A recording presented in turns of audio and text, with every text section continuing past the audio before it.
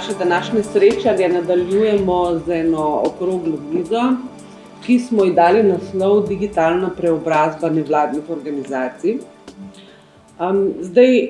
Današnje srečanje, v bistvu koncept današnjega srečanja je tako ali tako pač nek presek med digitalizacijo družbe in nevladnega sektorja. Se pravi, težko je to dvoje tako ozko ločiti, tako da malo se bomo pogovarjali tudi že v tem delu na splošno o družbi v tej digitalni dobi in potem z nekaj poudarka na temo digitalne preobrazbe potem v nevladnem sektorju. Z nami je 5 gostov, z moje leve dalje najprej Jože Gornik, vodja središča nevladnih organizacij osrednje slovenske regije, stičišče Središče. Potem Maša Malovrh, ki vodiš projekt Na prostem.si, ki smo ga danes že nekoliko videli, sicer pa prihajaš iz Beletrine. Potem docent dr. Nejc Brezovar z Fakultete za upravo iz Univerze v Ljubljani. Sodelujete pri raziskavi na temo analize sodelovanja s ključnimi deležniki ter njihov vpliv na razvoj informacijske družbe. Potem je z nami gospa Polona Torkar, ki smo jo tudi že spoznali. Prihaja iz društva Asociacija. Prejle smo slišali, da se društvo ukvarja z neodvisno ustvarjalnostjo. To sem se prav pribeležila malo zraven. Združujete kulturna društva in posameznike, sicer pa koordinirate konzorcij vsebinskih mrež nevladnih organizacij. Z nami bo še ena gostja, ki jo predstavim kasneje. Zdaj, kaj smo pravzaprav izpostavili v naši najavi tega dogodka? In sicer opaža se, in tudi je bilo v uvodnih pogovorih že nakazano, da pravzaprav vsi skupaj, čeprav še tako se trudimo široko in globoko in pošteno in pravično misliti digitalno in informacijsko družbo, zelo hitro zlezemo v tak tehnicistični vidik. Se pravi, zelo hitro razmišljamo o tem, kako potrebujemo neko fizično orodje, elektronsko napravo in potem moramo imeti opremo in potem moramo biti sposobni to opremo uporabiti. Toliko nas ta del okupira, da pozabljamo druge vidike. In mogoče na kratko o teh drugih vidikih. Tudi v digitalni strategiji 2030, ki je bila ravnokar sprejeta,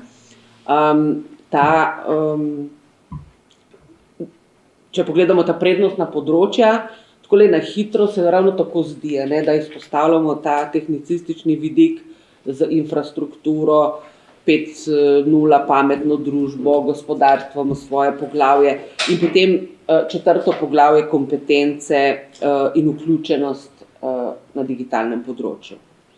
Pa bi kar vas, gospa Petra Kovačec z Ministrstva za digitalno preobrazbo, sektorja za digitalno vključenost, ki ste se nam zdajle pridružila, povprašala, kako vi vidite, da mogoče strategija, kljub temu, da če pogleda človek kazalo in so ta prednostna področja, kot smo že rekli uvodoma, na nek način tehnicistična, pa vendarle peljejo v to, kar smo tudi uvodoma že slišali, da si želimo neko izboljšavo družbe, neko skupno dobro. In se pravi, kako ta razvoj, ki ga strategija zaokvirja, dejansko pa spodbuja tudi ohranjanje in razvoj demokratične družbe ki je neka definicija naše družbe trenutno. Ja, hvala za to vprašanje. Jaz se najprej opravičujem za zamudo. Hotela sem slišati vse vaše predstavitve, ki so bile zelo zanimive.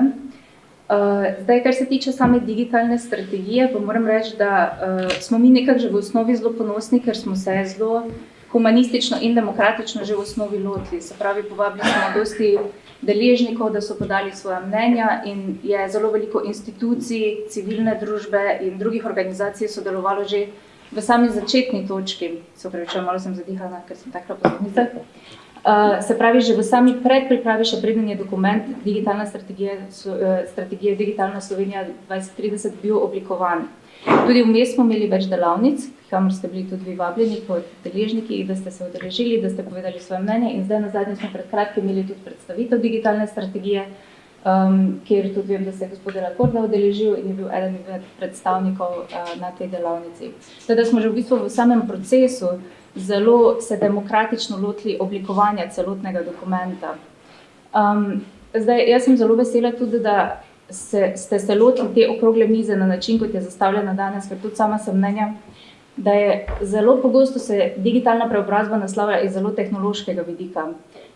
Jaz sem sicer po izobrazbi socialna delavka in prihajam iz nevladnih organizacij in mislim, da se ta vidik zelo pogosto spregleda, ker zelo pogosto tudi dobim vprašanje, kaj pa jaz sploh počnem na Ministrstvu za digitalno preobrazbo. In se to še zmeraj razume, kot da je zelo nek tehnološki vidik. V bistvu pa je glavni namen, sploh sektorja, kjer jaz delam, je zapiranje teh vrzeli, ki obstajajo. Se pravi, zdaj bo to starostna vrzel, spolna vrzel, tudi teritorialna vrzel, se pravi razlika med urbanimi in ruralnimi okolji. In v bistvu to poskušamo znotraj našega sektorja aktivno naslavljati. Na kak način pa strategija v bistvu pomaga k bolj demokratični družbi? Pa bi rekla, to je absolutno se demokratično zagotavlja preko najprej izobraževanj, zagotavljanja seveda dostopa do tehnološke opreme, to je del tega, ampak oseba moramo zagotoviti, da zadostno dvignejo svoje digitalne kompetence, da so lahko aktivni člani naše družbe. In to potem zagotavlja tudi aktivno državljanstvo, ker informiran državljan lahko sprejema informirane odločitve in na ta način lažje sodeluje v demokratični družbi. Seveda pa tudi potem vidik trajnosti, vidik integracije, enakosti, človekovih pravic. In to je vse to, kar se trudimo mi naslavljati znotraj sektorja, kjer jaz pač delam. Pa najlepša vam hvala. Bom kar pohitela naokrog, da pridemo vsi do besede, pa mogoče potem čas za kaj sproščenih še dodatkov in vprašanj. Pa bi gospa Polona Krvas pa vprašala, smo že slišali o nevladnem sektorju kot o vesti družbe, vaša bo ustvarjalna, zagotovo. Kaj vi mislite, glede na to, da niste tako kot nas je večina v mreži, tako tehnicistično usmerjenih, v smislu, da se ukvarjamo pač prav s tem področjem, in se vendarle v bistvu verjetno s prvim naslednjim, ki je zelo pomembno za družben razvoj. Kaj vi mislite, kako se nevladni sektor ali pa mogoče tudi družba širše pač odzivamo na to našo aktualno digitalno preobrazbo, kot jo pač vodimo, peljemo? To je bil tudi moj razlog, zakaj sem kolegice, ki se ukvarjajo z opismenjevanjem, vprašala eksplicitno, kako se digitalizirajo upokojenstva, društva. Razpon je zelo širok. In bi rekla, da za vsa področja nevladnega sektorja velja enako. Primarno se osredotočamo vsi na izvajanje svojega poslanstva. Digitalizacija v tem smislu ne more biti cilj sam na sebi, je pa nažalost prepogosto nedosegljivo orodje za doseganje tega cilja. V sektorju kreativnosti in ustvarjalnosti in kulture smo zelo glasni v odnosu do odločevalcev, recimo, ko gre za vprašanje birokratizacije, vse, kar odmika stran od izvajanja poslanstva, torej in temeljnih nalog v skladu z vrednotami, je v resnici resurs, ki si ga ne moremo privoščiti. V tem smislu so investicije v nevladno digitalizacijo nujno potrebne, pa seveda pač v skladu s tem, kar posamična organizacija počne. Če je izobraževalna, bo verjetno najbolj jo zanimala vzpostavitev platforme, zato da bo lahko dosegla čim širše občinstvo. Če gre za ustvarjalno, je to lahko tudi kot medij za ustvarjalni izraz. Pri zagovorništvu je seveda najbolj pomembno, da se pač nas glas kar najbolj sliši in da je hkrati dovolj interaktivno vzpostavljen, da pač lahko tudi z ciljnimi skupinami smo redno v kontaktu in se mobiliziramo. Zelo raznovrstne uporabe so, pa na tem mestu ne bom nič več nadaljevala, mislim, da je dovolj jasno. Ok, hvala lepa. Gospod Brezovar, povejte nam o tem vašem projektu. Ja, najprej seveda en lep pozdrav vsem v mojem imenu, hvala za vabilo. Na začetku bi se rad predvsem zahvalil tistim iz nevladnih organizacij v okviru NVO Vid, ki ste pač izpolnili tole anketo. Jaz sem sicer pravnik, tako da če si predstavljate, tako moče kolegica, bi tudi kolege tam živijo, kaj točno delam v tem spektru, ampak jaz sem nekoč v zgodovini padel v NVO sektor in potem, ker sem veliko delal na področju javne uprave, tudi na ministrstvu, ki je šlo zdaj na 2 dela, nekako sem tudi s tem področjem se začel. S tem, da digitalizacija, pa zdaj sem s tem začel. Tukaj govorite o zelo lepih projektih, ki jih pač nevladne organizacije izvajate, na nek način upravljate, skoraj lahko rečemo nek javni servis, ki bi ga v bistvu mogla država. In ste na nek način nenadomestljivi, delate v javnem interesu, tudi ne samo v zasebnem, čeprav ste, če sem pravnik, ne pravne osebe zasebnega prava, torej društva, zasebnih zavodov in tako naprej. Kaj bi jaz omenil je pri digitalizaciji, torej zakaj smo tudi šli malo v to, ker nas je zanimalo v redu, torej vi ste na nek način odločevalcem zrcalo te družbe na tem področju in nas je zanimalo, naprimer, a ste sploh opolnomočeni, torej kaj so ovire, kako je s profesionalizacijo na tem področju, a vas odločevalci, zdaj na kolegico kažem, čeprav ima tudi ministrstvo vodstveno strukturo, torej ali vam prisluhnejo. Pri strategiji je bilo rečeno demokratična, en vidik je, da se je prisluhnilo, drug vidik je pa seveda, kaj se je upoštevalo. Tako da, se pravi, je del demokracije tudi to seveda, da se vsaj posluša drug drugega. Zdaj, kar se tiče, torej, zakaj smo šli v te stvari, zdaj mogoče ne bom glih klele rezultatov, ampak je bilo vprašanje torej, o tej demokratičnosti, rečemo, kar se tiče teh različnih digitalnih politik, so bili odgovori, torej koliko kot nevladne organizacije, ki se ukvarjate z informacijsko družbo, z razvojem in tako naprej, ste naprimer dali, bom rekel, kje imam, torej, šele bolj na koncu, rečemo na 5. mesto, torej sodelovanje oziroma ta del, kar se tiče vključevanje v zakonodajo. Torej, zadovoljni ste, naprimer, da se vas zgodaj vključi, to je ta del demokratičnosti, ker bodimo iskreni, lahko bi se vas ignorirali, dali na e-demokracijo, kratki roki, minimalni odgovori, tako da to je že res, meni se zdi pohvalno. Sam po drugi strani se pravim, je pa, rečemo, mogoče kakšne druge stvari so pa, bom rekel, tudi pomanjkljive, ampak seveda to je tudi treba razumeti, vseh predlogov, bom rekel, so le malo različni pogledi, tudi ministrstva ponovadi ne morejo vključiti. Torej, zakaj smo se tudi tega lotili? Veliko je govora seveda o digitalizaciji, zdaj jaz delam, bom rekel, v šolstvu zadnja leta, tako da tudi kot pedagoga mene kar ustavite, ni treba kazati, kar reč nec nehi, kar drugačno 2 uri jaz govoril, ampak težava je v tem, digitalizacija, zdaj poanta digitalizirati to, gor, dol. Ampak digitalizacija lahko povezuje, lahko pa zelo razdvaja. Mi smo imeli, rečemo, ko je bil COVID, zdaj upam, da je konec epidemije, uradno, ki je WHO, da smo malo nehali tudi s tem ukvarjati, ampak veste, recimo v šolstvu, imajo upokojenci 65 plus ali pa 55 plus, rekel, svoje izzive, pa tudi tam seveda so zelo, tako kot je bilo rečeno, heterogeni, ampak isto je pri mlajših. A veste, ko je bila, rečemo, COVID kriza, jaz sem imel težave s študenti, rečemo, družina je bila doma, delali so od doma, hkrati so imeli šolo, saj niso imeli toliko računalnikov, dostopa do opreme. Tako da, hočem vedeti, tukaj v družbi je veliko izzivov, ki jih moramo, bom rekel, naslavljati. Kar se tiče nevladnih organizacij, če pogledam, rekel, vašo mrežo, ste v bistvu v primerjavi z skupnim številom zelo majhni, ampak zelo glasni, in upam tudi, da boste imeli kakšen vpliv sploh na tem, kar gre za enega od prednostnih področij. Bom pa še pol kaj, da sem kar sam sebe ustavil. Hvala. Super. Pa bom pa kar, v bistvu ste se tako lepo posedli po daljšem scenariju. Hvala. Maša, si bolj pomagal. Maša, nevladni sektor, pravimo, da smo nekaj drugega kot javni sektor, kot gospodarstvo, kot recimo lokalne organizacije. V čem ti misliš, da je v bistvu digitalna preobrazba oziroma pač ta razvoj v tem digitalnem svetu, informacijski družbi za nevladni sektor drugačna, kot je za ostala družbena področja? Kaj misliš, da je posebnega v nas?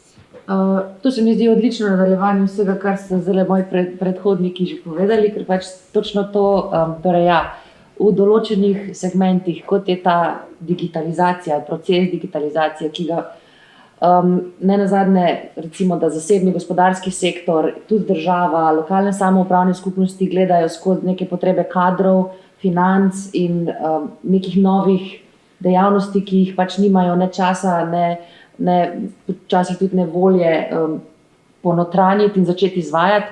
Pač po drugi strani nevladni sektor oziroma pač nevladne organizacije na področju digitalizacije to jemljajo, tako kot je prej Bolona rekla, to ni cilj, to je v bistvu je to pot, na nek način, ki prinaša, če se nanesem pa še na gospoda Neca, dobro in slabo. Lahko nas opolnomoči, lahko nas poveže v demokratično državo z nekimi, ki lahko nam da tudi močna orodja za zagovorništvo pravic in tako dalje, in za vključevanje v družbo nasploh. Vendar mislim, da so predvsem nevladne organizacije tukaj na tem področju drugačne ravno zato, ker tako imenovane izvaja tako imenovane mehke aktivnosti. Se pravi, z veliko mero empatije, razumevanja sočloveka in z veliko bolj antropološkim in humanističnim pristopom, kar pa ne pomeni, da niso po drugi plati ravno toliko strokovno kompetentne po na nekih tehnokratskih področjih in tako naprej, ampak mislim, da je tukaj predvsem poslanstvo tisto, ki tudi nas nenazadnje povezuje, kljub temu, da smo mi mreža nevladnih organizacij za vključujočo informacijsko družbo mala mreža, smo res glasni, se res trudimo, da pač kljub temu, da nas je malo, točno vemo, za čim stojimo in od tega ne odstopamo. V resnici je to, kar smo se danes pogovarjamo, stvar vrednot in načel in če lahko pač rečem samo to, da težko je nekim vrednotam in načelom slediti, če si upet v vrednoto gospodarstva, denarja, dobička, ali pa recimo tudi težko je delati na nekem državnem nivoju, da rečem na nivoju ministrstva, kjer se tudi garnitura nazadnje lahko zelo hitro spremeni in vsak posameznik, ki v svojem delu želi svoje poslanstvo izvajati v smislu dobro opravljati vse te dejavnosti v procesu digitalizacije na ministrstvu, pač ima toliko časa na razpolago, kolikor ga ima, če se politika zamenja, pač so tukaj drugi pogoji, ki narekujejo delo teh organizacij oziroma teh ustanov, dočim nevladniki imamo pa mogoče tukaj prednost, da nismo tako ukalupljeni in znamo intuitivno odreagirati glede na naše strokovna znanja in izkušnje iz terena. Se mi zdi, da to je pač ključna razlika. Ne pravim, da mislim, da je pa tudi glih zaradi tega potrebno, da sodelujemo, ker lahko en drugemu pač pripomoremo k tem skupnemu razvoju. Da ni digitalizacija preobrazba, meni je vedno to kot Kafkin roman, kot Kafkina zgodba preobrazba, ko je hrošč bogi na hrbtu, ampak zagotovo pač mi nismo hrošči. Ampak dober opomnik, ne? Tako fino sliko si nam dala, dajmo misliti, kaj pravzaprav počnemo. Ampak ja, to bi bil moj odgovor. Hvala. Ja, super. Hvala lepa. Jože, pri vas ste mogoče še najbolj v kontaktu z različnimi konkretnimi nevladnimi organizacijami, sektorsko vse, se pokriva v nekem regionalnem stičišču. Kako ti vidiš, kakšne so izkušnje, ovire, prednosti tega časa, te digitalne preobrazbe za nevladne organizacije? Hvala. Jaz bom kar nadaljeval. Mi smo oni, ki bi probali tega hrošča obrniti, ampak težava je ravno v tem, ker se pač to ne gre. In prva stvar je, ko je omenila Maša vrednote, vsa društva izhajajo iz vrednote oziroma interesov. In pač par ljudi se združi in so strokovnjaki. Sam težava je, da niso strokovnjaki za digitalno področje. Mi jih pa silimo v to z digitalizacijo, da se zdaj morajo vsi ukvarjati. Mi imamo digitalno tehnobirokratizacijo, kar pomeni, da morajo kar naenkrat vsi znati uporabljati certifikate, čeprav jih mogoče ne bi bilo potrebno, ne, za pač tisto njihovo osnovno delovanje. Ne. In mi se s tem srečujemo in prej je bilo tudi Mateja lepo povedala, ne, pri društvih upokojencih ta širok diapazon od tega, da eni delajo na papir, eni delajo ne vem s kakšnimi programi, ne, je to potem zelo težko dati na kakršenkoli skupni imenovalec, razen en je, to je pa sodelovanje in povezovanje. In to pomeni, da tisti, ki imajo znanje in resurse, se morajo prepoznati v tej družbi in pomagati pač tistim, ki tega nimajo. Seveda, če pač vzamemo vse koncepte odprej, tudi te, bi rekel, bolj kompetitivne in pa pač, ne vem, z nekega vidika usmerjeno v denar, je pa to težko. Zato mi pravimo še zmeraj, da največja težava zaenkrat sta informiranost in trajnost. Zato, ker tudi projekti, ki se delajo, se kar delajo, država zdaj za 2 leti financira. Kar je neumno, kaj bo potem? Po 2 letih sminjamo suporta, zgubimo, nekdo nekaj dobrega naredi, da se mora pa, ker v vseh razpisih je pa seveda inovativnost in on se mora po 2 letih inovativno prijaviti na nekaj novega, zato, ker drugačno dobi denarje, ker je totalna neumnost, ker pa zgubljamo, ne vem, kapacitete, ki so bile in tako naprej. Tako da to je zdaj ena plat te medalje. Druga pa je, da odprtokodnost, ki je tako, zdaj vsem nam neka druga beseda, že kaj rečemo v digitalizaciji, pa ni tisto, odprtokodnost ni zastonj. Jaz, če rabim strokovnjaka, da me bo naučil delati z programom, ki je odprtokoden, je pravično, da mu isto plačam, tako kot mu plačam za unga, ki je business orientated. Ni nobene razlike, zakaj bi zdaj nekdo mogel mene zastonj naučiti odprtokoden program, ker je odprtokoden. Ja, ni, ampak če ga moram pa plačati, mi pa spet nič ne koristi, ker jaz v osnovi tega nimam. In potem vemo, kako je. Če je nekdo specializiran za nekaj, torej če tistega na trgu ni, je njegova cena krat 30. Če pač vsi znajo nekaj, je možno, da bo nekdo rekel, to ti pa zastonj naredim. In to je ta problem. Treba je doseči široko uporabno, šele potem bo v bistvu za nevladne organizacije uporabno. Do takrat je pa težava, zato ker se znajdemo zmeraj v tistem krču, imam Linux, zdaj pa nekaj crkne in 2 znata to popraviti.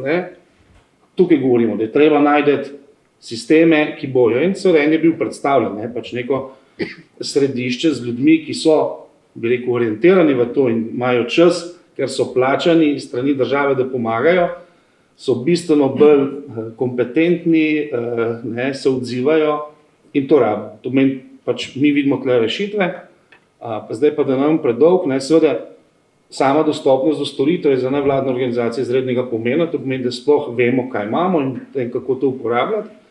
So pa omejitve z kapacitetami, z viri, z materialnimi zmožnostmi znotraj naših organizacij. In še enkrat gremo na strokovnost. Ja, smo strokovni, ne nujno za uporabo digitalnih orodij. Eno društvo čebelarjev, ki se ukvarja eksplicitno z čebelarjenjem, pač je tam z nekim namenom. In to je interes, ki jih druži. In društva so bile odzmeraj tam zato, ker nekaj ljudi nekaj druži.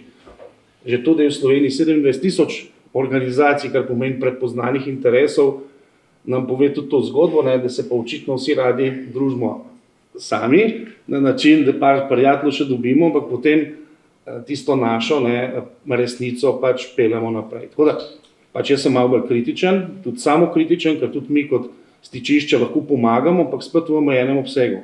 Če ima dan 8 ur delovnih, pač lahko pomagaš v tistih 8. Težko pa potem, glede na potrebe, ki pa so, pomagaš še več. In jaz bi tukaj rekel, da pač naš cilj mora biti enostavno zelo visoka informiranost, uporaba orodij in potem pač ta pomoč z različnih nivojev. Super, najlepša hvala, Jože, za v bistvu zelo konkretno predstavitev potrebe. Moram reči, da sem prepoznala kar vsi 3 rešitve, če rečemo, da pač vključeni ste mogoče bolj vezani na ciljno skupino starejših, da se v bistvu kar lepo že odzivajo obstoječi projekti na to. Nismo pa še tam, da bi imeli neko trajno rešitev, ki bi nas čakala takrat, ko pač potrebujemo čeprav bi se mogoče v kakšno vrsto bilo treba postaviti zdaj. Zdajle bom kar majčkeno na hitro šla skozi naslednji sklop, pa bom se Polona zopet na vas obrnila. Zdaj je mogoče Jože malo povedal s temi izkušnjami iz različnih organizacij, kako pa pri vas z vidika konzorcija vsebinskih mrež tudi opažate, ne vem, mogoče neko razliko, mogoče ne toliko v tem, da gremo majčkeno od te osnovne uporabe nekega orodja, mogoče v kakšnih drugih vidikih, da je nekje digitalizacija še kako drugače razmišljena, kot je mogoče v povprečju v družbi. Osebno bom rekla, da nimam dosti dolge track recorda v konzorciji vsebinskih mrež, da bi lahko v resnici podala neko osmišljeno analizo v zvezi s tem. Nekaj o tem, da so pač aplikacije različne, glede na poslanstvo sem že rekla, specifika našega sektorja je, da je pač seveda kolegi se z digitalno tehnologijo za namene, ki ni namenjena, pač tako, kot zdaj razmišljamo, med servisno pa med zagovorniško, ukvarjajo že dolgo. Tako da ja, jaz bi lahko samo rekla, da prepoznavam, da so potrebe in tudi pač sposobnosti zelo različne, ne. Zdaj, v tem smislu, mogoče, če odprem, kaj se mi zdi zelo zanimivo v debati, ker gre za stičišče, NVO Vid, izpuščamo pač recimo skupnosti, ki so pač samoorganizirane in posedujejo ravno tako veliko znanja. Pogovarjamo se o tem, da moramo delati sami boljše digitalne storitve, ker so včasih amaterske in s tem manj dosežemo in je to potem neka storitev. Po drugi strani včasih se zdi, da je na nek način pač poceni storitev, če obstajajo nevladne organizacije, in ki različnim ciljnim skupinam zagotavljajo sredstva in že nasplošno je pač administrativna obremenitev s tem, kar si Jože omenil, s konstantnim pridobivanjem sredstev, pa medtem ti spletna stran zastane, pa nimaš časa kompetenc pridobivati, splošno obremenitev. Tako da pač v tem smislu je dostop do resursov in pač kaj govorimo, ko govorimo z oblastmi, ne, in kako široko, kateri deležniki govorijo, je pač pomembna tema. Meni se zdi zelo bistveno vztrajati v teh zadevah, da pač država mora ravno tako imeti svoje cilje, vrednote in poslanstva in to podpreti z ukrepi, ki temu ustrezajo. Mislim, ne vem, zdaj sem zelo široko odprla. V redu, seveda vsak premislek pravzaprav, kakšen je aktualen, je dobrodošel, ne, da tukaj smo zato, da se v bistvu pač izmenjamo ta razmišljanja. Mogoče Maša, pri vas se v bistvu ukvarjate s spletno dostopnostjo. Daj nam mogoče iz te perspektive, kako ocenjuješ razvoj informacijske družbe, seveda v kontekstu nevladnega sektorja posebej ali kot mi, ki potrebujemo, nevladniki, ki potrebujemo pomoč za spletno dostopnost, ali pa seveda pač na splošno člani naše družbe. Ja, hvala za to vprašanje. Jaz mislim tako, da vsekakor je torej na področju spletne dostopnosti oziroma širši termin, ki ga zdaj tudi že uporabljamo, je digitalne dostopnosti. Pomembno tukaj je, da je 5 let nazaj prvič v Sloveniji začela obstajati zakonodaja, ki zavezuje javni sektor k temu, da so spletne strani in mobilne aplikacije ustrezno dostopne po svetovnih standardih, ki veljajo že iz 90-ih let, so redno nadgrajevani in so pač tukaj zato, da ostanejo. Jaz pa, kakor pa vidim odzive na splošno in zavezancev te zakonodaje in širše, je področje digitalne dostopnosti zelo deficitarno na splošno. Tudi terminološko je tako pol, enkrat, ko začnemo uporabljati to besedo dostopnost, je taka praktična. In pol je lahko dostopna informacija, je lahko dostopen vir, finančni vir, ne, in tudi načeloma govorimo lahko o različnih paletah vrste dostopnosti, finančno dostopno, fizično dostopno oziroma digitalno dostopno. Tukaj želim samo reči, da spletna dostopnost se ukvarja predvsem s tem, da so vsebine digitalne in pa same platforme, vmesniki, da so uporabnikom z najrazličnejšimi uporabniškimi navadami, torej od invalidov do starejših in vseh vmes, do mene in vseh skupaj, torej da je da so spletne strani narejene tako, da je lahko najširša možna populacija oseb, najrazličnejših oseb najprej zazna, da jih potem, ko jih zazna, tudi razume, da potem, ko to dvoje obvlada, lahko to tudi uporabi in ne nazadnje, da to ni nekaj, kar ni trajnostno naravnano, se pravi, da spletna dostopnost oziroma omogočanje dostopnosti spletišč in vseh digitalnih stvari, ki zdaj spadajo zraven še z drugim zakonom, ki prihaja in zavezuje ne nazadnje tudi gospodarstvo in celoten zasebni sektor, to je zakon o dostopnosti digitalnih storitev in produktov za invalide. Se pravi, ne glede na to, je potrebno zagotoviti tudi trajno dostopnost, torej da če imamo neke uporabnike, ki bodisi uporabljajo neke dodatne podporne tehnologije, bralnik zaslona, malo drugačno miško ali pa neko digitalno lupo, da je tudi to kompatibilno, da njihova orodja, programska oprema je kompatibilna, oziroma strojna ali pa programska oprema je kompatibilna s to spletno stranjo, ki je bodisi 20 let stara ali pa včeraj narejena. To hočem reči, da to je ključno, kar se tiče spletne oziroma digitalne dostopnosti. Tukaj ne govorimo o tem, da morajo biti računalniki zastonj za ljudi, ki si jih ne morejo privoščiti, govorimo izključno o tem segmentu. Torej jaz mislim, da je to itak, kot že rečeno, močno deficitarno področje, kjer se spet nevladne organizacije, mislim, da bolj kot ne, pač pripričana sem, da se prve odzivajo ravno zaradi teh mehkih veščin in tega, kar v bistvu gojimo kot poslanstvo, tega, da v bistvu se da zavedaš te širine in obenem želiš pač neke dobre prakse uvesti iz mednarodnega okolja, kjer vidiš, da to že cveti več kot desetletje, naprimer Skandinavija, Britanija ali pa celo pač Amerika, Združene države. Hočem reči, da spet so nevladne organizacije tiste, ki so zagrable vajeti tle, je pa to tako močno pač potrebno še toliko bolj podpreti, da pa vsekakor pozdravljamo tudi vse ukrepe oziroma vse pozitivne smeri sodelovanja z ministrstvom, tudi ustanovljena je bila zdaj v okviru mreže neformalno strokovna skupina na področju digitalne dostopnosti, tako da mislim, da je pomembno, da pač priznamo, da se tudi ministrstva oziroma mogoče neka vodstvene strukture obračajo potem, ko vidijo, kako se the underdog obrne, kako pač tisti, ko vemo, kako je treba, kam se vrne, potem pa reče ministrstvo, no pa dajmo mi tole skupaj organizirati. Ampak to je samo pozitivno, ker pač tukaj hočemo priti, da lahko pa še naprej delamo. Tako da jaz bi rekla, da ja, seveda so nevladne organizacije tiste, ne nazadnje so tudi invalidska društva, naprimer pa pač ZDUS, to so tudi vse nevladne organizacije, ki imajo sicer že sekretarji, ki pač načeloma niso uporabniki z invalidnostmi, imajo velike težave z digitalizacijo zaradi pač takih in drugačnih situacij, ki so mogoče bolj tipične za tisto strukturo pa za tisto populacijo, kjer dejansko se ne ukvarjajo s tem, ampak v bistvu z osnovnimi življenjskimi stvarmi, ki jih potrebujejo člani. Skratka, spet, če se navežemo, je veliko problemov, premalo časa, da bi se vse rešili. Tako da ja, smo na pravi poti, zdaj, ko nam tudi drugi sledijo. Ja. Jože, zate sem imela še pripravljeno to vprašanje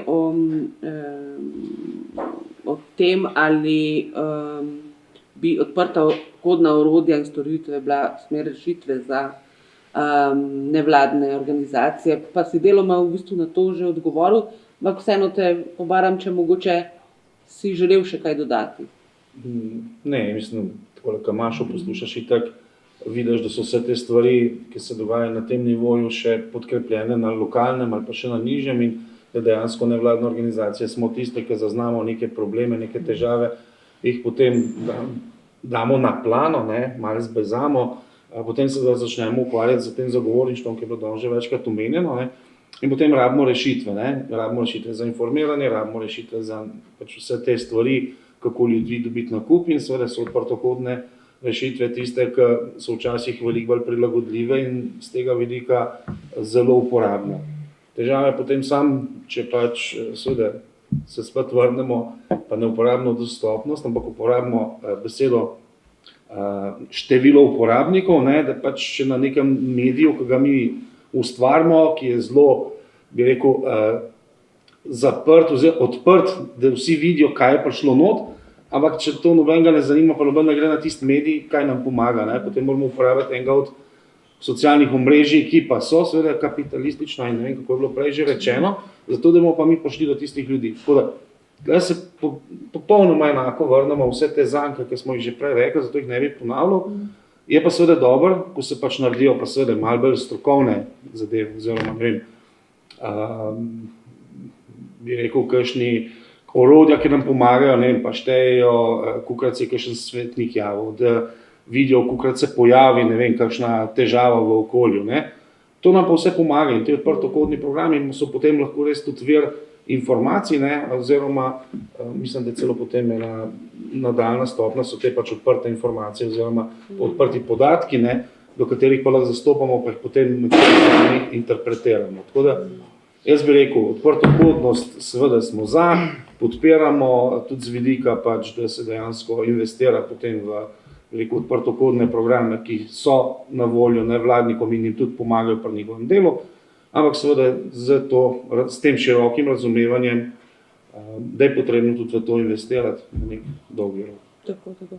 Mogoče Polona Jožef zavaju še vprašanje, prelej je tudi bilo predstavljena ta ideja digitalnega središča, nekaj ste že navezala na to, ampak vseeno eksplicitno vprašanje, kaj bi tako središče moralo nuditi nevladnim organizacijam, da bi se vam to zdelo kot koristna investicija v... Boš ti, Jože? Jaz bom čisto na kratko povedal, sem to, kar je bilo rečeno, pač jaz si predstavljam in si želim pač par tehničarjev, ker nam to manjka, ki imajo opremo, ki je veliko boljša kot tisto, kar pač lahko mi z omejenimi resursi kupimo, oziroma sploh ne smemo kupiti, ker so vse investicije ponovadi v razpisih nedovoljene in je zelo malo razpisov, ki dovolijo nakup tehnične opreme. In po tretji strani še prostor, vsem, ker mi lahko gremo vsi v digitalni prostor, pa smo tam, sam ne nazadnje za eno konferenco, za eno okroglo mizo, za eno srečanje ljudi, rabiš pa tudi prostor. Tako da se mi zdi, da je to troje, recimo, je že kar nekaj. Super. Jaz mogoče iz stališča konzorcija vsebinskih mrež povem, da je pač nasplošno v mrežah smiselno, da pač osnujemo na nek način skupne službe.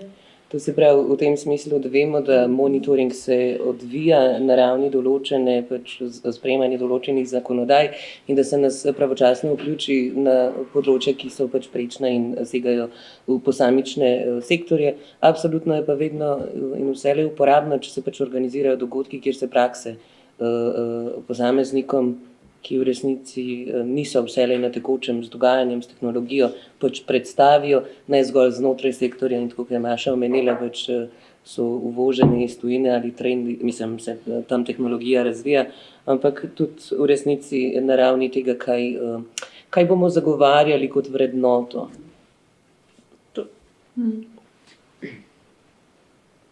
Super. Najlepša vam hvala za ta premislek. Eno tehnično vprašanje, gospod Petra, imamo za vas. Očitno neizogibno vprašanje nevladnikov je, kako je kaj z denarjem.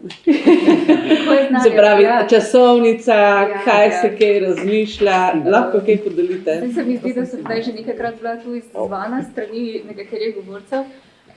Kar se mi zdi super, je ena zadeva, ki bi jo najprej omenila. Meni je zelo zanimivo to opazovati, ker jaz sem več kot 10 let delala v nevladnih organizacijah in razumem to stisko in razumem, kaj se dogaja, da je vsak korak prepočasen in da je vsak korak premalo, ki ga naredimo. In mi je kar težko, ker zdaj pa imam še pogled z druge strani in ko vidim, na kak način smo tudi mi znotraj tega omejeni z nekimi strateškimi dokumenti, zakonodajo, in se res trudimo priti naproti. Ena izmed teh zadev je tudi sofinanciranje takih dogodkov, kot je ta danes. Časovnice, pač vsak korak, se pravi, traja predolgo, se mi zdi. To pa je zelo, tako kot sem že rekla, smo tudi mi znotraj tega, kako delujemo, omejeni sami z neko zakonodajo, ki jim moramo slediti. Kar se pripravlja, kar verjetno že vsi veste, večkrat smo že o tem razpravljali, in smo tudi malo obstali nekako za časovnico, kot je bilo predvideno. Pripravljajo se 3 razpisi, zdaj v začetku bosta 2 za mlade in ena splošno za dvig digitalnih kompetenc prebivalstva, pripravlja se pa tudi razpis za nevladne organizacije. O časovnici, kdaj to bo, zdaj zelo težko govorim, ta 2, ki sem jih prej omenila, bo ta prej, za NVO bo malo kasneje, ampak vas imamo v mislih, ne bomo vas pozabili. Je potem naslednja stvar je definitivno to digitalno stičišče Slovenije, kjer se trudimo sodelovati. Ena izmed zadev, ki jo dogovarjamo, so ti, ki se redno odvija, so sestanki, ki smo dogovorili, da bojo na četrtletje. Imam tudi v mislih, ne bom pozabila na to, ker smo se dogovorili, da bo zdaj po teh dogodkih, ki se odvijajo v mesecu maju. Tudi vzpostavitev teh strokovno-posvetovalnih teles, ki jih je že omenila Maša, se odvija. In mislim, da nekatere izzive uspešno naslavljamo skupaj z vami in smo vam res hvaležni za vse feedbacke, ki jih dobivamo strani nevladnih organizacij, tudi to izobraževanje starejših, ki jih izvajamo. Neki koraki se dogajajo, pa bom še enkrat poudarila, razumemo pa, da so ovire velike in da se odvijajo nekatere stvari, mogoče iz vaših oči prepočasi, ampak se trudimo priti naproti, no, in se mi zdi, da tudi v nekaterih primerih smo res postavili uspešno sodelovanje, želimo pa si seveda še bolj uspešno naprej, no, za vse nas. Super, najlepša hvala. Imamo še par minut, pa bi mogoče dala gospod Nejc še vam besedo, pa skombinirala zadnji dve vprašanji, ki smo jih v bistvu scenaristično naslovili na vas, pa na gospod Petro.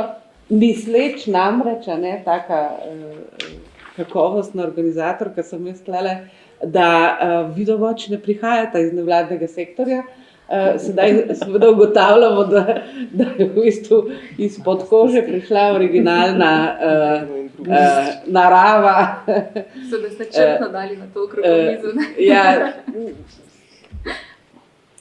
tako, ja. Tako da, v bistvu, se pravi, če pogledamo zdaj še enkrat, zakaj smo danes tukaj, nevladni sektor želi pač opraviti nek premislek o tem, kaj se dogaja v kontekstu digitalne družbe, kako se odziva, kaj bi mogoče, gospod Nejc, nevladniki še lahko videli kot priložnost, kot nek izziv, ki bi ga lahko naslovili v tem preobražanju.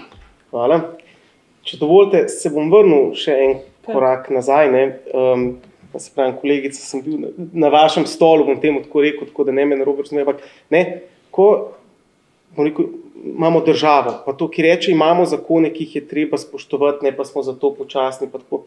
Ja, sej zato je tam oblast, da spreminja zakone, če je kaj narobe. Tako da v bistvu, ko je kaj počas, je kriva zakonodaja. Po drugi strani pa prej Maša omenila zakon o dostopnosti spletišč in mobilnih aplikacij. Moj bog, zraven sem. 2017 je bil sprejet, 3 leta kasneje grem preverjati, kaj se dogaja. En inšpektor, 3000 zavezancev, mimo grede, katerih ustanovitelj so države, občine, torej porabniki, posredni, neposredni proračunov in tako naprej, praktično nič. Pride COVID, ne vem, za milijone, mi delamo neke klicne centre, kot država, po drugi strani, pa če bi občinam dali neke, rekel, ne vem, 212 občin, pa mislim, da ti bolj veš, ampak ne vem, 5000 verjetno povprečju, mogoče na občino, pa bi prilagodili njihove spletne strani, pa je to koliko je pol, milijon. Tam bo pa en klicni center za ne vem kaj, ne vem, če bi sploh uporabljen, 2,5. Hočem reči, tudi država si mora kdaj postaviti prioritete. Včasih, ko je prikladno, seveda je zakonodaja problem, ampak hkrati država je tvorec, oziroma državni organi so tvorec te zakonodaje.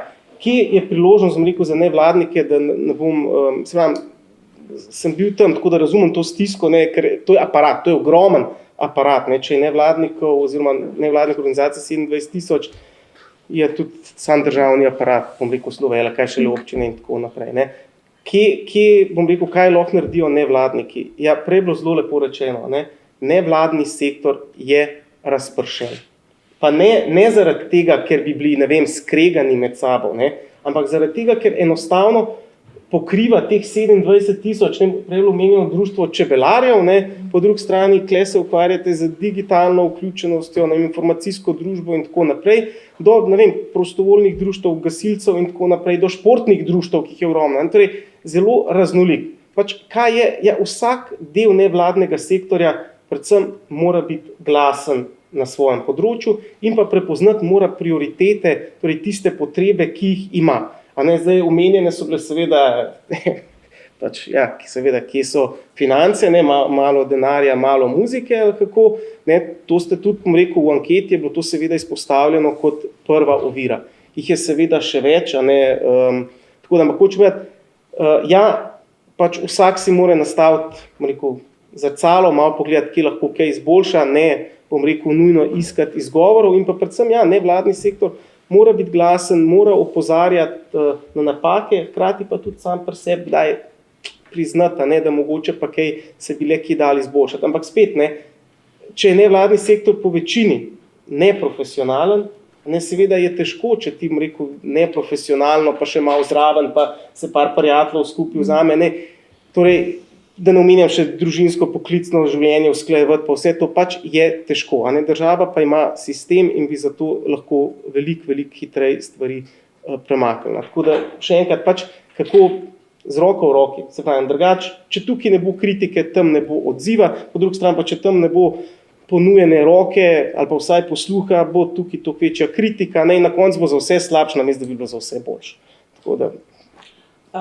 Gospod Petra, kljub samo, da je nekaj nevladniške krvi, kje mogoče pa bi mi še lahko prispevali, kje imamo mogoče kakšno slepo pego, ki je ne vidimo v tem momentu, ali mogoče imate še kakšno idejo na ministrstvu, pri čem bi še lahko sodelovali pri tem, poleg tega, kaj smo že.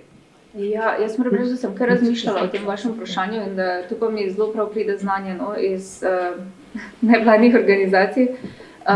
Moram reči, če lahko kot neko kritiko mogoče nevladnim organizacijam, koliko sem sama spoznala, pa bom zdaj specifično povedala, na kaj se nanašam s tem komentarjem. Ena izmed zadev, ki seveda so tu, ne vem, finančna sredstva povezana z zelo veliko ostalimi vprašanji, ampak ena stvar je tudi mogoče ukostenelost določenih sistemov znotraj nevladnih organizacij. Pa če lahko dam en primer, ki sem ga sama recimo izkusila. Jaz sem zelo dolgo časa delala na področju duševnega zdravja in en del tega mojega dela je obsegal delo v dnevnih centrih, kjer so imeli veliko težavo privabiti ljudi, privabiti mlade ljudi sploh. In njihova ideja je, da pač treba narediti več delavnic in potem so dali več delavnic kvačkanja in angleškega jezika. In tu se mi zdi včasih mogoče tudi razumevanje določenih, ampak to zdaj se pravi, to zdaj specifično dajem en primer, ki mogoče se mi pa zdi, da se ga da aplicirati tudi na nekatere ostale zadeve. Se jaz verjamem, da so tudi ponekod je težava tudi zaposlenih ljudi, je težava poznavanja digitalnih procesov, ampak se pa potem tudi dogajajo ovire znotraj samih organizacij, kjer se ne prepoznava potreb potem, da se je treba približati sodobnemu času in je treba iti s korakom naprej. Ker lahko se v bistvu borimo proti sami zadevi, se borimo proti digitalizaciji, pa proti vsem procesom, ki se dogajajo, ampak mi živimo znotraj družbe, ki je takšna, kot je, in je to treba sprejemati. In seveda je pa to potem povezano z veliko ostalimi stvarmi, kot sem rekla, povezano je s financami, povezano je s pomanjkanjem znanja, pomanjkanjem veščin teh recimo mogoče starejših generacij, ki so zaposlene tudi v teh nevladnih organizacijah. Povezano je tudi recimo, bi rekla, ena izmed zadev, s katero sem se jaz tudi srečevala v okviru nevladnih organizacij, varstvo podatkov, zasebnosti, na kak način se ti podatki obdelujejo znotraj organizacij. Tu se vidi še, da se mogoče, bi rekla, se je tako, kot se nam očita neko včasih prepočasno odzivanje, je tudi na drugi strani pa zelo podobna zadeva, no, bi jaz rekla, včasih se na katere stvari gleda zelo iz nekega okostenelega starega sistema, ki se pač tudi znotraj NVO-jev zelo težko spreminja, nažalost. Tu pač zahteva za vse nas, no, nekako, da gremo v korak s časom, z roko v roki. Super. Pozdravljam. Ministrstvo za kulturo bi 10 let lahko nazaj digitaliziralo razpise, pa jih ni. Financira pa hrame, več kako se temu reče, ne tradicije, kar je tudi za pozdraviti. Pač v tem smislu ne vem, no, jaz bi rekla, da zelo hitro smo nevladni progresivni, v tem smislu gotovo je veliko pomanjkljivosti, ampak se mi zdi, da vsi skupaj mogoče zaostajamo, če bi gledali neke Se absolutno strinjam, se zato pravim možnosti. Ja, Pardon. z roko v roki. Vprašanje je bilo namensko postavljeno, da želimo videti našo slepo pego mogoče bi še kdo kaj dodal, želel, nič niste skakali v besedo, dvigali rok. Kakršnakoli misel za zaključek? Publika, izvolite. Kar, Šanja. To je to? Izvolite, prosim. Ne vem, če bom znala v besedah, zato ker mislim, da ste zelo dobro povedali, kaj je problem vseh nas. Na eni strani je to strokovnost, zato ker dejansko se pričakuje, da je vsak strokovnjak za vse. Z digitalizacijo smo naredili nekaj podobnega, kot je recimo, ne vem, izpit, cestno-prometni predpisi, izpit za avto. Brez njega si že v bistvu izključen. Ampak se pa zavedamo, da je digitalizacija nekaj bolj kompleksnega. In mislim, da je del problema tudi, kako vrniti strokovnost na področje, če se sploh še da. Ker jaz mislim, da nekdo, ki nima teh osnovnih digitalnih spretnosti, pa ne govorim o programiranju, govorim o tem, da si znaš nastaviti mail, da poznaš, kaj je varna raba interneta, kje so nevarnosti, ker nimamo zdaj na splošno, ne glede na generacijo, vtis, kaj pa bojo z mojimi podatki. Ogromen bojo naredili, milijoni se ustvarjajo zadnji, mi pa imamo ta odnos. Kako tukaj zamejiti, kaj potrebuješ za nek poklic? Koliko digitalnih znanj potrebuješ, kaj je tisto, kar potrebuješ za svojo stroko, da nismo vsi mojstri za vse, pa nič ne znamo. Ne vem, če se znala prav povedati, kje vidim problem, ker rešitev se mi zdi, da je spet izjemno kompleksna, pa predvsem sodelovanje z ljudmi. Nedvomno, vsaj po subspaceu smo se razumeli.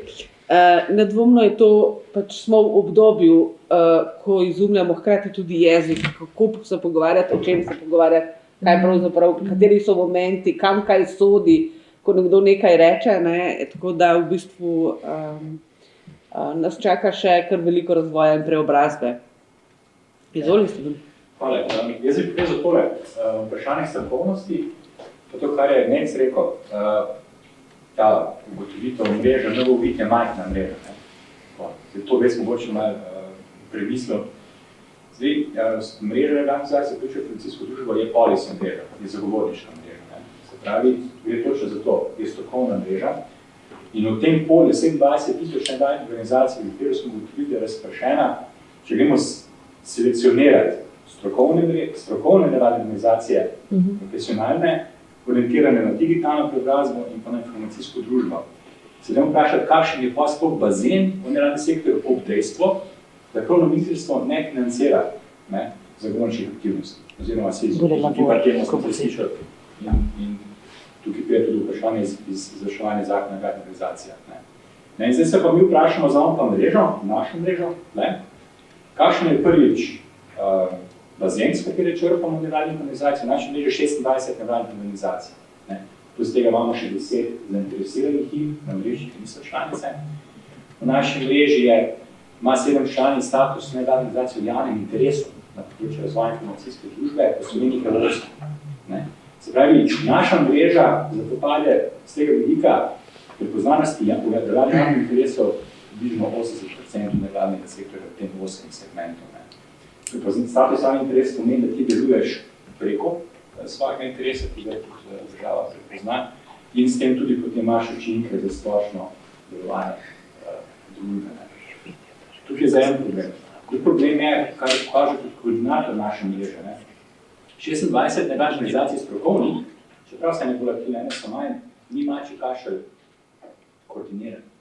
To, da mi pripravimo 11 strani pripomb na strategijo digitalno smer 2030 za dokumentacijo, ki je solidna in včasih splošna od drugih deležnikov, ki so financirani po nekaj razne združenja, interesov in tako naprej, tudi manjši kašen.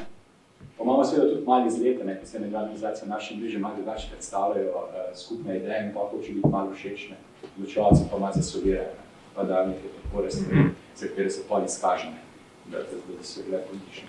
rešeno. Ampak smo to zdaj malo pa zdaj pravilni, znotraj te naše mreže, kar tudi kaže na to neko kompleksnost delovanja, da moramo tudi znotraj same sebe urediti zadeve, da potem lahko kot policy mreža tudi delujemo malo potem učinke plačevalca. Spravi, smo mali, ampak kar je Krenc rekel, smo pa predvsej glasni. In tudi ta učinek, ki zdaj studiramo analize, kaj bo upoštevano, so pobili igranstvenje 2030, kaj ni bilo. Zdaj bomo tudi pritiskali, da se prijavna razprava o akcijskih načrtih. Zato je, kaj zdaj opažamo, da je problem, očitno ne bo javne razprave o akcijskem načrtu za strategijo digitalnih javnih storitev. Mi, ko smo dali pripombe na strategijo digitalnih javnih storitev, so rekli, tam bomo pa ene stvari še upoštevali v resorju, to, kar se povedal v akcijskem načrtu. Tudi pa kaže, tega akcijskega načrta mogoče smo nego javne razprave. To so pa neke stvari, ker mi zgubimo neko energijo. In mreže, 8% mreže, koordinacije je prostovoljne. Mi nimamo finančnih sredstev, zato kaj je na prosti, da si te zelo tudi malo bolj podariti na proti kodne, na podajanje, na proti se zavarajo. Tudi da zaključim, tukaj je treba pa, ko govorimo o aktivnosti pa velikosti, nevladnega sektorja, ta kontekst je treba pa res vzeti in na področju policy zagovorništva, ki je res ena izmed specifičnih področji, tukaj se tudi želi neke masovne, da bo zdaj cel sektor delal zagovorništva, ker enostavno ne bo kapacitet in tudi ne bo delovnih mest. To pomeni trajno in treba to, kar je rekla Mateja, to strokovne se pa treba bili, to strokovne stranega sektorja. In zdaj akcijo z nevladnega sektorja ne bo, ki deluje 20-10 let nevladnih sektorjev, zdaj kompetence in ko ga pobere gospodarstvo, ga pobere ravno ta, prevencijski sektor. In potem mi zmeri na novo izumljamo te naše strokovne kompetence. Tukaj pa ne bi pa ta dolgoročna predstavljajoč nevladnega sektorja, tisti, ki bi radi bili v sektorju, malo pripravljeni. Zmeri zastavljamo na te majhne. Hvala, za dodatek bomo dali še mečkaj dol, sosedo. Mi ne poberi. Ja, jaz mislim, da so to zelo pomembni komentarji. Tudi jaz bom imel bolj komentar kot vprašanje ali pa omnik. Mislim, da ni problem, ali se bojo nevladne organizacije digitalizirale, ali se ne bojo. Oni se digitalizirajo, tako kot cela družba. Zakaj nekako se mi prizadevamo je, predvsem, da bi se digitalizirali pravično, vključujoče, skratka na dober način, bomo rekli. Če bi rekel, ok, prej zanimivo primerjavo z vozniki, hočemo varne voznike, ki se zavedajo, da niso sami na cesti. In ki se tudi zavedajo, da ko grejo na cesto, to ni samo po sebi varno počutje. Ampak služi nekemu namenu. In tukaj pa ciljno govoril, pa se mi zdi ključno prav za to neko nišo, se pravi ljudi, ki se znotraj nevladnega sektorja vse ukvarjamo tudi z digitalnimi tehnologijami in s komunikacijskimi računalniškimi. Jaz pač prihajam iz kulture in tudi se že celo svoje odraslo življenje ukvarjam z računalništvom in z internetom in s tem stvarmi. V kulturi, če si ti nevladna organizacija, ki nekaj resno počne, se to počne profesionalno. Če govorimo o tem umetnosti na nivoju, ki je primerljiva z svetovnim nivojem, ne govorim o ljubiteljskih stvareh. In obstaja pač neka podpora, nek določeno število teh organizacij, ki so na tem nivoju in so tudi podprte. Na področju informacijske družbe si želim podobno. Ne da bojo zdaj vse nevladne, vse 27 000 nevladnih organizacij lahko dobili denar od ministrstva, ki se s tem ukvarjajo za to, ampak da pač tisti, ki vlagajo in so strokovni, kompetentni in imajo smiselne programe, pa če je to možno. Ker če ne bomo imeli nekaj ljudi, ki se slučajno v ali v kulturi, ali v socialnem, pač so teh močnejših ali bolj prepoznanih sektorjih nevladnih, ki so podprti in se slučajno spoznajo, vsi ostali pa bomo pač, ne vem, bojo pa prepuščeni v bistvu trgu in temu predatorskim oziroma pač komercialnim in ne bomo zadovoljni na koncu. Kako bo to področje različnih strategij zapravljala? Pa sem jih prej omenjala, ta 4 področja. Pravi, fino bi bilo. 6 sem, če lahko tu vključim. Ok, poglavja so tista 4, ja, potem je majčkeno drugače strukturirano, kar je bilo, ampak kot prednostno področja so pač 4, ne, in zdaj v neki strategiji, ki vidiš? Ne, 6 jih je še digitalne javne storitve in kibernetska varnost, če zraven teh, ki ste jih vi našteli. Ok. V redu. Sem skoraj sigurno šla ta zadnja, ampak seveda boste vi bolj vedela.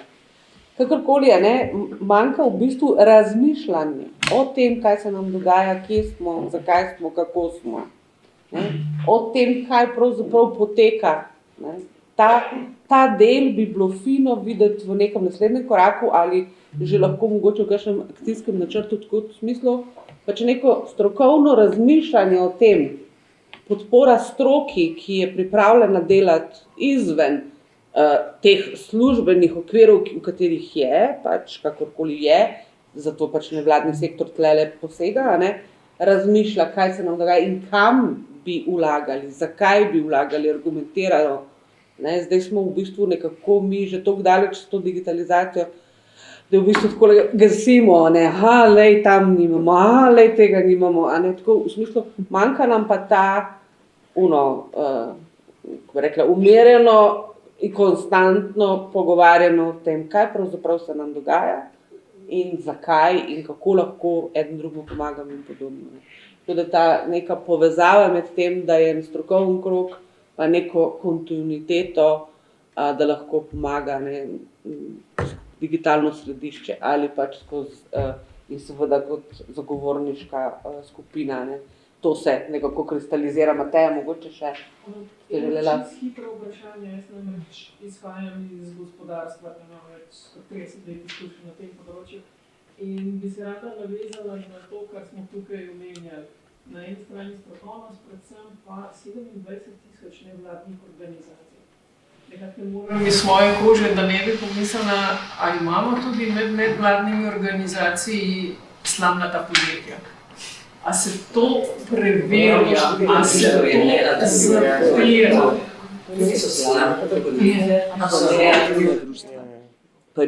To je to. Ne govorimo o neaktivnih. Govorimo tisti, ki vstajajo izključno zato, da se prijavijo na razpis, poberejo denar in zaprejo.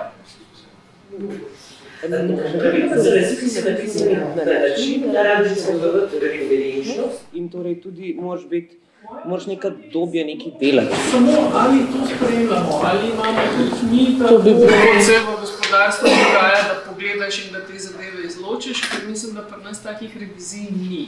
To bi bilo vprašanje za Ministrstvo za javno upravo in vladnega sektorstva mogoče, ampak tudi glede na to, da po defaultu nevladna organizacija ni financirana samo zato, ker obstaja, mogoče tlele nimamo interesa toliko, ampak ja, se tudi marsikaj gotovo dogaja. Najlepša vam hvala, imamo še eno lepo debato pred sabo, tako da bomo še nadaljevali tudi v tej smeri. Prosim, Simon, boš pentljico zavezal. Ja, hvala gostem. Najlepša. Hvala Simoni.